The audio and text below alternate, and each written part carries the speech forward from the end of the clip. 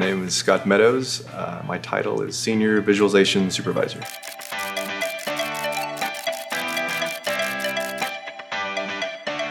When I was in high school, thought I wanted to be an engineer, and then I had to take like a engineering math aptitude test. And I found out that I was not that good at math. Someone said, well, what about architecture? You know, I grew up skateboarding and was interested in that and punk rock and stuff like that. So I guess I had some kind of a creative flair, I would say. So during that time when I was in the College of Architecture, there was a graduate program called the Viz Lab. Basically, the intent of the program was to develop visualization tools for architecture. And towards the end of the semester, the professor was like, hey, you know, you shouldn't do architecture. You should go into visualization. You should go into visual effects. You should apply.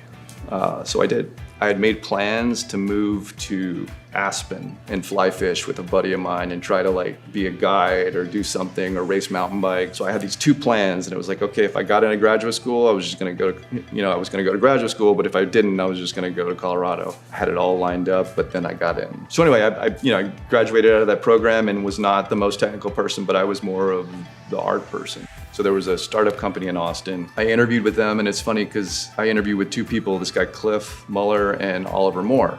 And Oliver Moore is who just joined us not that long ago. We did this startup for a bit. I was doing environments, so I was like kind of modeling, lighting, texturing. Unfortunately, just after about 6 months, it went away. I was racing mountain bikes, making a little money doing that. I was washing windows, and they would pay me cash, so I was able to sustain that a little bit. I had a cheap place with a roommate. And then of course during that time I met my wife, so I wanted to stick around.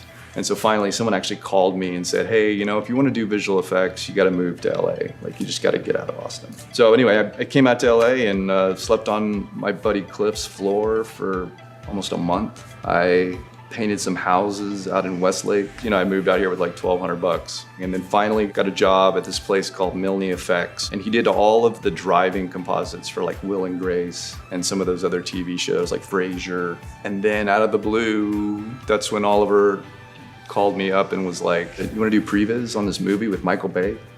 And I'm like, what's previs? Previs is basically pre-visualizing something before you shoot it.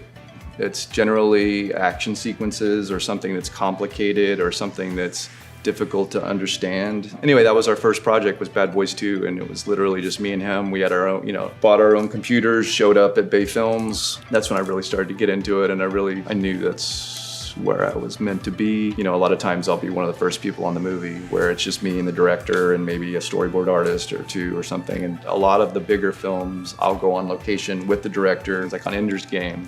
There's this giant, zero-G battle that happens, and we did it in this giant warehouse in New Orleans, and it was very difficult to know where's the sun in this shot, where are they supposed to be looking in this shot. So I spent a lot of time like making diagrams of every single shot. Ready Player One, that was another like big one for me. To me that was kind of like, obviously working with Spielberg, and like some of the action sequences were just drawn on a whiteboard and just talked through like a football diagram. And then, having really good animators, we would crank through that stuff. And then, so Steven he would send these videos where he would just like draw out the shots, like just stick figures of like, oh yeah, and then Iron Giant comes in here. And then he would film it with his phone.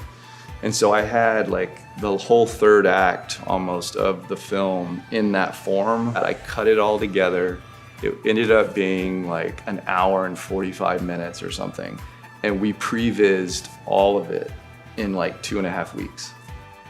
I kind of came here it was a little bit by chance, but it was also, I was kind of ready. Jacqueline Rosado, who was here at the time for Visual Creatures, I had worked with her at Digital Domain. Having started the visualization department there, I feel like I'd kind of accomplished all that I wanted to accomplish, and I was really interested in real time and using Unreal Engine, and was starting to get into motion capture, and I could see the power of it. And then obviously I met with Ryan, got along immediately. Working for the studio instead of being on the other side is a huge draw, just because I feel like we're at the table, we're at the nexus of where everything is starting. I think visualization still has a very important role in all of these things, and I'm hoping that, as we form our new sort of super team with games and everything, that they are also exposed to some of these methodologies that I think could be super helpful and really be complementary to the whole process. So.